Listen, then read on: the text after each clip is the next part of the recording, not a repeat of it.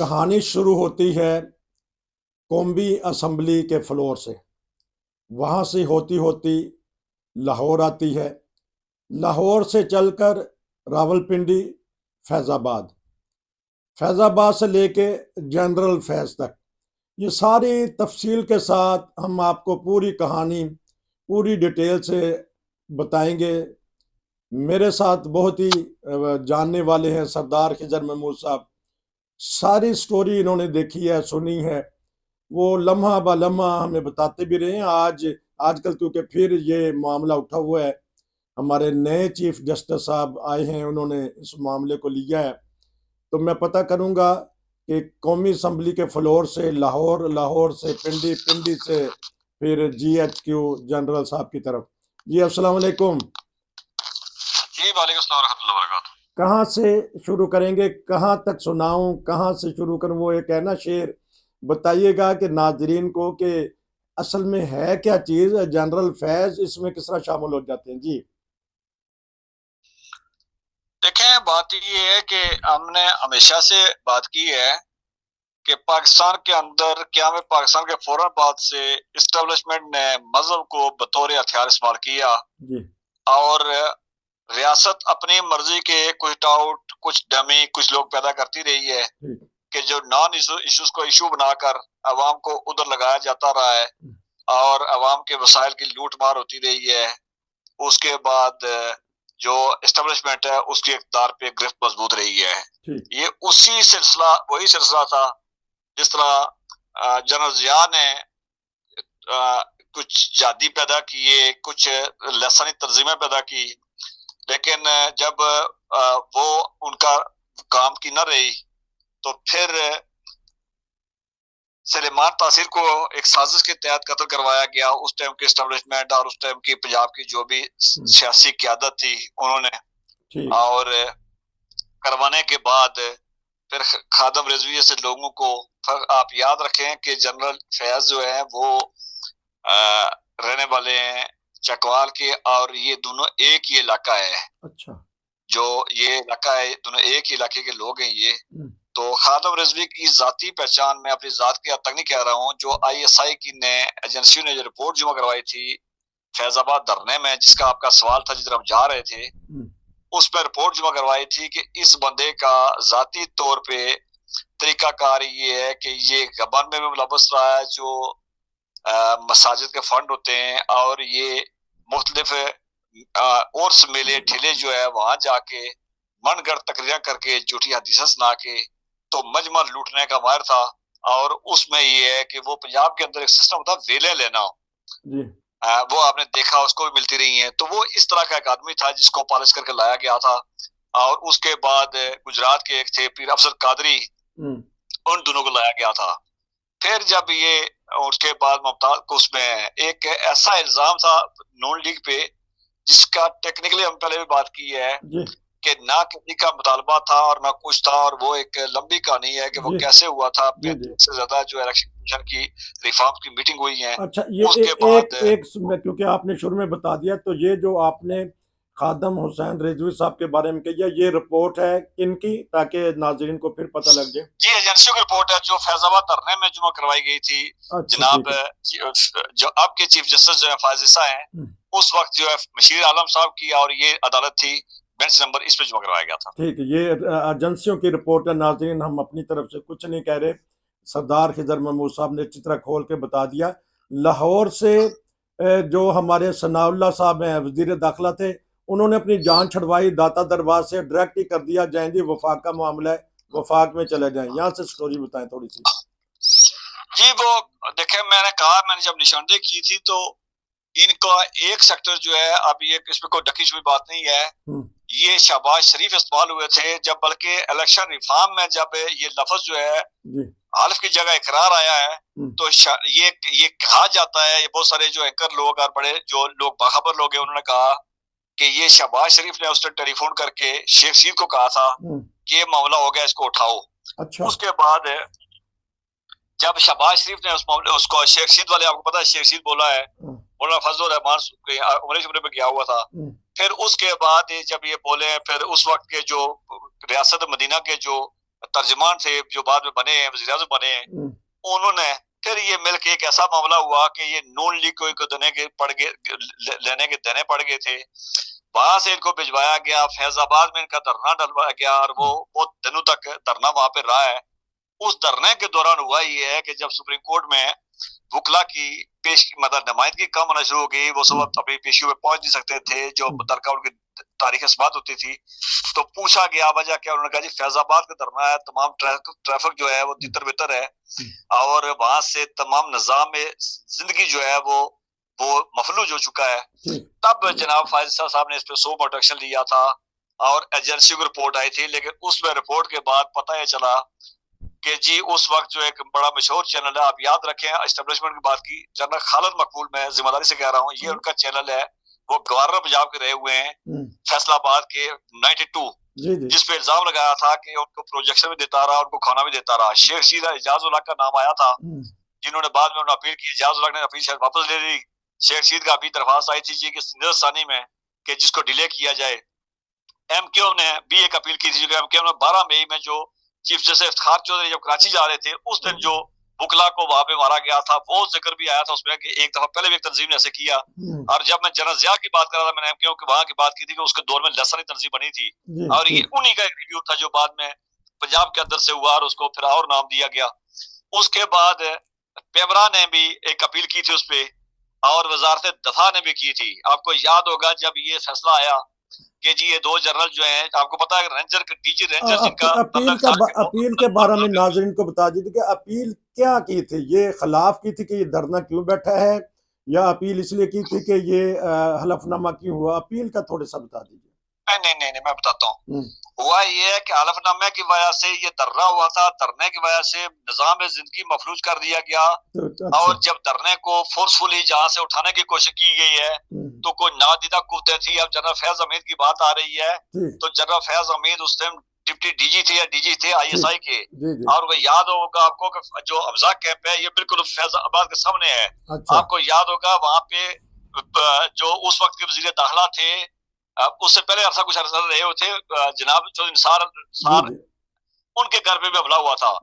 जब सुबह वहां पे जिस तरह ऑपरेशन शुरू हुआ, तो ऑपरेशन में ऑपरेशन के दौरान हुआ ये था कि इनके पास जो धरने वालों के पास थे वही हथियार थे, वही मार्टर, वो शेलिंग वाली जो शेल जो करने वाले हथियार थे इनके पास, जहां से 137 पुलिस वालों की जो जख्मी हुए थे और फिर पूरे पाकिस्तान के अंदर धरने दिलवा दिए गए थे। और फिर याद होगा आपका कि जनरल एक यूनिफॉर्म जो जनरल था जिसको कोई हक नहीं पहुंचता था, जनरल फैज अमीन, जिन्होंने जाके वहां वायदा किया था। वायदे में आप याद रखें, हमारे जो सुनने वाले शायद उनको समझने मुश्किल आ जाएगी कि उन्होंने लिखा था फरीक अव्वल और फरीक दोम। अच्छा, यानी कोई रियासत के बराबर जो है एक रियासत जिसका दावा ये है कि वो 7वीं 8वीं पावर है, मुस्लिम वर्ल्ड की पहली 8वीं पावर है, वो एक जत्थे के सामने लिख रहा है, उसको अपने बराबर का फरीक तस्लीम करके लिखा जा रहा है। और उसके बाद जनाब बाजवा साहब का एक ट्वीट आया था कि जी अब इस हमारे इस इक़दाम ने, बल्कि उन्होंने पहले कहा था वज़ीर आज़म को, उन्होंने अपनी उनसे उन ट्वीट में उन्होंने कहा था कि अगर आप हमें कहें हम इस मामले को जो है वो हल करवाने के लिए मैं सालिस के तौर पे, और फैज अमीन ने उसमें यूनिफॉर्म में होते हुए उस वायदे पे साइन किए थे। और डीजी रेंजर जिनका काम ये था कि उनको जूते मार के वहां से उठाया था, वहां से उस जगह खाली करवाया था। आम फोर्सफुली होता यही है, जिस तरह के आपने धरने बैठे हुए हूँ। आज की बात भी है, कश्मीर के अंदर जो धरने थे बिजली के बिलात में, उनके साथ पुलिस ने क्या सलूक किया, लेकिन डीजी रेंजर ने उनको पैसे दिए थे। और याद होगा कि वो उन्होंने कहा था कि हम भी तुम में से ही हैं।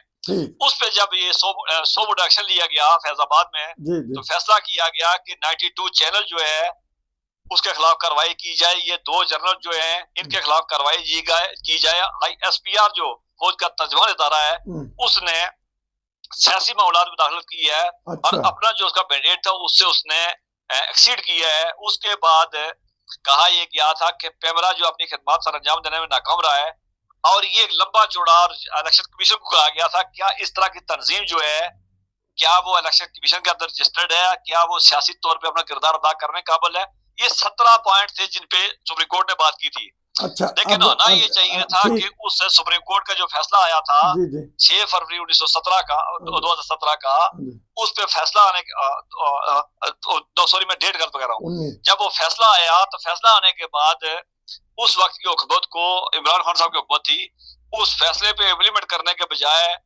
पेमरा ने, शेख रशीद ने, एजाज उल हक ने, MQM ने, वजारत दाखिला ने, इन्होंने जो है वो IB ने इन्होंने अपील कर दी थी। और अपील करने के बाद जो इमरान खान साहब की हुकूमत ने अपील की थी, उन्होंने कहा था और उनके वजीरों ने कहा था कि ये जज जो है वो सियासत करता है, इसने जो इस्तेमाल की है फैसले में जबान, इसको जज रहने काबिल नहीं है। उसके बाद IB ने जो अपील की, उन्होंने कहा जी कि आपने जो अल्फाज इस्तेमाल किए इससे हमारी जो फोर्सेज है उनका मोराल डाउन हो रहा है। उसके बाद एजाज उल हक ने कहा, उसके बाद फलाने इन्होंने अपीलें की। 3 साल को 4-5 साल तक उस तक जैसे गुलजार आए, जस्टिस हकमसार आए, चीफ जस्टिस आए। उसके बाद जनाब अभी जो हमारे बड़े मशहूर चीफ जस्टिस गुजर के गए हैं बंदियाल साहब, किसी ने उस निज़रसानी अपील को हाथ नहीं लगाया। अब जब निज़रसानी अपील जो है 28 सितंबर को मुकर्रर की गई है, तो हुआ ये है कि पेमरा ने अपनी निज़रसानी अपील वापस कर ली। इसका मतलब ये है कि जो पहला फैसला हुआ था वो फैसला हमें कबूल है और बिल्कुल ठीक है। अच्छा, PTI के जो एक सवाल कर लूं, जो जस्टिस हमारे फाइज इसाक साहब हैं, इन्होंने किसी को सुन के फैसला लिखा था कि बगैर सुने ही सो मोटो पे फैसला लिख दिया था? जी, उस टाइम के तमाम इदारों से रिपोर्ट ली गई थी और मैंने जो शुरू में रिपोर्ट का हवाला दिया है, रिपोर्ट ली गई थी और रिपोर्ट के बाद सो मोटो एक्शन भी होता ही है कि आप एक्शन लेते हैं। उसके बाद जो मुतलका इदारे जो है आप उनसे रिपोर्ट लेते हैं। रिपोर्ट लेने के बाद ये फैसला आया था। अच्छा। उस टाइम सब ने इस फैसले पे इतराज किया, लेकिन अब जाके सब ने कहा जी कि आपका फैसला बहुत बेहतर है और अच्छा फैसला था। आप यकीन रखें, याद रखें आपको, हमारे नाज़रीन के लिए, कि अली जफर जो वकील थे उन्होंने जब अभी निज़रसानी अपील वापस लेने गए हैं तो चीफ जस्टिस साहब ने उन्होंने पूछा कि आपने तो 3 साल पहले तो इसको अमल दरामद नहीं किया, 4 साल अमल दरामद नहीं किया और आपने इतराज किया। उन्होंने कहा नहीं हम। और वहीं शोएब शहीन जो इस टाइम जो है PTI के तर्जमान है और लीगल उसके जो एडवाइजर है, उनकी टीम है, उसके सरबराह भी है, उन्होंने कहा जी कि आपको फौरी तौर पे इस पे अमल दरामद करना चाहिए और पहले होना चाहिए था। शेख रशीद ने दरख्वास्त दी है कि जी अपील जो है वो पेंडिंग की जाए, मैं अंदर हूँ। बाकी IB ने अपनी वापस दरख्वास्त दे दी, उनका हमारा कोई से लेना देना नहीं है। यानी इतने अरसे बाद जिन्होंने उस फैसले पे तनकीद की थी, उन्होंने अपनी सारी तनकीद वापस ले ली है। उनके जो इतराजात थे वो इतराजात उन्होंने वापस ले लिए हैं। अब ये जो अटॉर्नी जनरल थे, अटॉर्नी जनरल साहब ने कहा जी कि हमें 1 माह का टाइम दिया जाए, हम इस पे अमल दरामद करेंगे। 27 अक्टूबर तक जो है ये उस पे अमल दरामद आना है। जो वो सिफारिशात पेश की गई हैं, सिफारिशात यही थी कि चैनल 92 के खिलाफ कार्रवाई की जाए। ये 2 जनरल जो हैं जिन्होंने अपने मैंडेट से जो तजावुज किया हो, इनके खिलाफ कार्रवाई की जाए। और तमाम इदारे जो है, एयरफोर्स है, उसके बाद नेवी है, हमारी फौज जो है, इनके सरबराहों को हदायत की गई थी कि आपके इदारों के अंदर जो लोग सियासत का मुलव्वस है उनके खिलाफ कार्रवाई की जाए। इलेक्शन कमीशन को कहा गया था, इलेक्शन कमीशन के वकील अभी अरफात कादिर इस बार पेश नहीं हुए थे। अब 27 को उन्होंने रिपोर्ट जमा करवानी है, बल्कि उन्होंने कहा कि जो अपनी अपीलें वापस लेना चाहते हैं, निज़रसानी अपीलें वापस लेना चाहते हैं, उनको कहा कि आप अपने तहरीरी जवाब भी दे दें कि आप वापस क्यों लेना चाहते हैं। उसके बाद 27 अक्टूबर तक जो है रिपोर्ट तो नहीं है, ये जुमा नहीं है, वापस दरख्वास्तों के जवाब आने 1 नवंबर को इस पे फैसला होगा। तो ये इस तरह का था। और उसी खातम रिजवी ने, जिसने बाद में आपको याद होगा फिर वो जो उन्होंने वजीराबाद में जो किया और लगातार जमात को छोड़ा गया था, उस वक्त से जानबूझ के सुप्रीम कोर्ट के फैसले के वायदे से करते हुए उसके खिलाफ कार्रवाई करने के बजाय अपीलें करके उसको फैसले को रोका गया था। और फिर आपको याद होगा उसी फैसले की पादाश में जो है वो फायज इसाक के खिलाफ जो है वो रेफरेंस फाइल हुआ था। उनकी बीवी को और जिस तरह उनको जलील किया गया था, वो तारीख का एक हिस्सा है। अब जो है उसके बाद तहरीक लबाइक कितनी अमन पर जमात थी, उसने इस साल के अंदर जो है 50 से ज्यादा ईसाइयों के चर्चेज, 36 से ज्यादा जो है MDI इबादत गांव, मैं मस्जिद इसलिए कहूंगा कि जरजिया का कानून है तो जनरल जिया के कानून उसके कानून पे मैं पाबंद नहीं उसका। तो जो 36 उनकी जो है बात करें, कल तक उनको मेहराब और उनके जो मीनारे हैं वो तोड़े जा चुके, मिसमार किए जा चुके हैं, लातादाद कब्रिस्तानों पे हमले किए जा चुके हैं, खुतबे तोड़े जा चुके हैं। हाँ जी, अब थोड़ा सा और बता दीजिए नाज़रीन को। कहते हैं कि सुप्रीम कोर्ट फंस गई है, वो अब फैसले पे जब इन्होंने वापस ले लिया तो वो किस तरह अमल दरामद करा सकेगी। तो कहते हैं कि जो काजी फायज ईसा साहब हैं वो आजमाइश में या इम्तिहान में आ गई हैं बकौल तबसरा नगारों के। मुझे नहीं पता आप कौन से तबसरा नगारों की बात कर रहे हैं। एक सुप्रीम कोर्ट ने फैसला किया हुआ है, तो फैसला हुआ उस फैसले पे जिन्होंने एतराजात किए थे, आज 4 से 5 साल बाद जाके उन्होंने अपने एतराजात वापस ले लिए और उन्होंने तस्लीम कर लिया कि फैसला जो भी था वो फैसला बिल्कुल ठीक था, तो उस फैसले पे अमल करना चाहिए। तो सुप्रीम कोर्ट के पास कोई अथॉरिटी नहीं होती है किसी फैसले पे अमल दरामद कराने की। सुप्रीम कोर्ट का काम होता है फैसला देना और उसके बाद जो खुद बैठी हुई है, इंतजामिया बैठी है, उससे अमल दरामद कराना है। अगर अपीलें वापस ली है, जिन्होंने अपीलें की थी, दिलजसानी की थी, उन्होंने वापस की है, तो यकीनन जो है वो अब यही है कि अगली सेशन जो है जब यकम को फैसला आएगा तो उन इदारों से रिपोर्ट मांगी जाएगी कि अगर ये फैसला आया था तो इस पे अमल दरामद क्यों नहीं, जो 1 महीने का टाइम दिया गया है, तो यकीनन जिनके खिलाफ इंक्वायरी का होगा उनके खिलाफ इंक्वायरी होगी, उन जिन्होंने मिसकंडक्ट किया उनके खिलाफ जो है वो तादीबी कार्रवाई होगी। और तहरीक लब्बैक का चूंकि ट्रैक रिकॉर्ड ये है, तो मेरे ख्याल में जो इसके खिलाफ जो मुनासिब कार्रवाई होगी वो इलेक्शन कमीशन करना चाहिए। अच्छा, नहीं तो अगर कोई ना करेगा, हुकूमत ना करवा सकी, आगे भी तो 3 साल गुजार दिए ना, तो फिर सुप्रीम कोर्ट के जजेस क्या सोचेंगे कि हमारे फैसले पे अमल दरामद कराने वाली 3 हुकूमतें, खाकान अब्बासी की, इमरान खान की, फिर PDM की, अब निगरान, और फिर जो नई हुकूमत बनेगी वो 3-4 हुकूमतें अमल दरामद ही नहीं करवा रही। और अब तो चीफ जस्टिस काजी फायज ईसा जिनके लिखा हुआ फैसला है, अगर उसके ऊपर नहीं हुआ अमल दरामद तो फिर देखिए अगर मगर वाली बात हम इसलिए नहीं मैं कर रहा हूँ कि सुप्रीम कोर्ट ने फैसला करना है, सुप्रीम कोर्ट से 1 महीने की डेट ली गई है और सुप्रीम कोर्ट ने 4 दिन के बाद डेट खत्म हो उसके बाद फिक्स कर लिया है, तो यकीनन को और वो ऑर्डर देंगे और उसके बाद जो भी होगा 13 महीने 1 महीना 12 महीने रह जाने इस चीफ जस्टिस के, तो यकीनन हम उम्मीद रखते हैं कि बड़े दबंग भी हैं, बड़े बहादुर भी हैं, बड़े कानून पसंद भी हैं, अपनी बात पे कायम रहने वाले भी हैं और अपने मामलात को वो कम अज कम तारीख में अच्छे नाम से जिंदा रहना चाहते हैं। तो जो भी फैसले होंगे, कल क्या ख्याल है सुप्रीम कोर्ट किसी को फैसला, किसी को सजा मौत, उसका क्या नाम है, किसी की अगर कलादम करार देगी तो हुकूमत क्या उसको सजा मौत दे देगी, या सुप्रीम कोर्ट कहेगी इसको सजा मौत ना दो तो ये उठा के दे देगी? ऐसा नहीं होता। सुप्रीम कोर्ट अपने फैसलों पे खुद पाबंद भी करवाती भी है और पाबंदी आनी भी चाहिए। और दूसरा बात है, अगर एक सिस्टम की बात है तो हम उम्मीद रखते हैं कि जो फैसले होंगे फैसले में अमल दरामद होगा।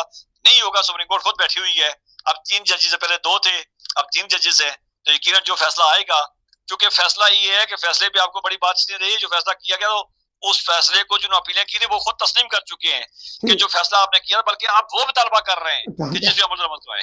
यही तो बात आई ना, वो अब आजमाइश में डाल रहे हैं। ठीक है जी, आप चीफ जस्टिस हैं, आप करके देख लें, हमने तो जो कुछ करना था तो आप करके देख लें। तो उसका मतलब क्या बना कि इनको कहते हैं कि कोर्ट में बाल डाल दिया जिसे कहते हैं। अब चीफ जस्टिस साहब नहीं, ऐसा नहीं होता है, ऐसा नहीं होता है। देखिए आप जो हमारे लोग कानून को जानते हैं, कानून समझते हैं, ऐसा कभी नहीं होगा वो सुप्रीम कोर्ट में डाल दिया गया है। सुप्रीम कोर्ट का अगर फैसले कमजोर हों, फैसलों को सुप्रीम कोर्ट के फैसलों के अंदर अगर तजादात हों, तो फिर एक मामला खड़ा होता है। जैसे बदियाल साहब के फैसले, एक फैसला कुछ और था, दूसरा कुछ और था, तो उन्होंने इलेक्शन का 9 मई को या जो भी उन्होंने फैसला किया था उस पे उस टाइम की अदालत ने नहीं करवाया, लेकिन उनकी अपनी मजबूरियां थी, वरना वो नहीं उससे खुद नहीं करवाया, वरना उनके पास ऑप्शन मौजूद था कि वो वजीर आजम को और इलेक्शन कमिश्नर को तौहीन अदालत में बुलाते, उनके खिलाफ कार्रवाई करते। तो मेरा ख्याल ये है कि फायद साहब जो फैसला उन्होंने किया हुआ है उस फैसले पे लगे हुए हैं, उस फैसले की खिलाफ वजह से उन्होंने सजा भुगती, उन्होंने अपने आप को अपनी तस्दीक करवाई हुई है, मुकला बरादरी के मुतालबे पे इस पे दोबारा आया है। तो मेरा ख्याल में इसमें जो भी होगा मुनासिब अमल दरामद होगा। तो वो एस्टेब्लिशमेंट अपने 2 जनरल जो से चीफ ऑफ आर्मी स्टाफ भी रहे हैं 2 दफा, तो वो होने देगी, ये एस्टेब्लिशमेंट करने देगी ये मामले को। ये देखें इसके ऊपर भी तो थोड़ी सी देखिए वो फैज भाजपा के खिलाफ नहीं था, वो फैज अमीद और जो डीजी रेंजर थे उनके खिलाफ तो बिल्कुल कार्रवाई नहीं चाहिए। अगर इसका मतलब नहीं है तो फिर ये आइन कानून जो है सारे वो फिर वो किस काम के रहती हैं और उस पर कौन अमल दरामद करेगा, और अदालतें अगर नहीं करवाएंगी 130वां नंबर है तो फिर उनको मानेगा कौन। तो फिर जनरल असलम बेग का भी हमने देख लिया, जनरल मुशर्रफ का भी देख लिया, जनरल ज़ियाउल हक का भी देख लिया। कभी भी जो हमारी इस्टेब्लिशमेंट है वो अपने अफसरान को इस तरह नहीं छोड़ती जिस तरह आप लोग समझ रहे हैं कि अब सुप्रीम कोर्ट से फैसला आ गया तो जनरल फैज जो पकड़े जाएंगे। देखिए होप फॉर बेस्ट, हम तो उस इंतजार में हैं कि फैसला जो आए उस फैसले पे जो है वो अमल दरामद भी हो। अच्छा। और यकीन आना चाहिए। ये अगर मगर के सारे जवाब जो है सुप्रीम कोर्ट ने खुद देना है। अच्छा। सुप्रीम कोर्ट ने अपने फैसलों पे अमल दरामद कराना है तो सुप्रीम कोर्ट ही करे, उस पे तो हम कोई बात करेंगे ही। अच्छा। अगर उस पे आपको बात करेंगे तो 1 नवंबर के बाद ही कर सकते हैं कि उस पे फैसला आया था, ठीक है कि नहीं। उससे पहले मैं चूंकि कानून का तालिब इल्म हूँ, एक पूरा कानून मानने वाला शहरी हूँ, तो मैं इस की उम्मीद रखूंगा कि जो कानून अदालत फैसला करेगी उस पर अमल कराएगी। आए बाएं शाएं जो है ये हजारों बातों पे हो सकती है, लेकिन ये एक इसका जवाब सुप्रीम कोर्ट ने ही देना है। और एस्टेब्लिशमेंट ने कितना करना मुमकिन है, हालात वो बदले किए हुए हैं। वो एक कल के हालात आपने देखा, 2-3 चीजें हैं कि अगर ये ना होता तो वो मीडिया पे कोई चुप साध के बैठा हुआ था, वो मीडिया कैसे बोलने लगा। और वही इदारे जो बैठे हुए थे अपीलें वापस उन्होंने ले ली है ना, अपनी दरख्वास्त वापस उन्होंने ले ली है। अगर ऐसा ना होता तो अपीलें बोले कि वो ठीक है उस पर वो डिलीट एक्सेस डालते, तो अपीलें तो उन्होंने वापस ले ली। वही खड़े होकर मुतालबे कर रहे हैं कि जी इस पे अमल दरामद कराएं। शुक्रिया, क्योंकि नाजरीन हम किसी अदारे पे तनकीद नहीं कर रहे, क्योंकि हमारे पास जब एडवोकेट साहब हैं तो हम समझने के लिए हम सवाल कर रहे हैं। मैं सवाल कर रहा हूँ, सुप्रीम कोर्ट जब फैसला कराएगी उसके पास उसकी इम्प्लीमेंट की पावर भी होती है। और हम उम्मीद रखते हैं कि उसपे जो भी फैसला आएगा, जो आया हुआ है या उसपे कोई बेहतरी आती है, चूंकि अपीलें हैं, ये अदालत के पास इख्तियार होता है जब अपील में चले जाएं तो उस फैसले के अंदर अगर गलती कोताही है उसको भी ठीक किया जा सकता है। अच्छा। कमी है वो भी उसको ज्यादती हो सकती है, तो उसमें कोई 2-4 चीजें फालतू भी आ सकती हैं। यही मैं नाज़रीन को कहना चाहता था कि आपने अच्छी तरह क्लियर कर दिया। हम हमारे ज़हन में जो सवालात थे, सवाल करना हमारा हक बनता है, तो आगे जवाब जिस तरह दिया बड़ा मुतमिन किया उन्होंने। नाज़रीन अब देखते हैं कि 1 महीने में क्या होगा, वही वहाँ हमारा मजमून ख़त्म होता है। फैज़ाबाद से जनरल फैज़ तक का आज का प्रोग्राम था। फिर मिलेंगे, नसीर को इजाज़त दीजिए। आपका बहुत शुक्रिया सरदार साहब। अस्सलाम वालेकुम।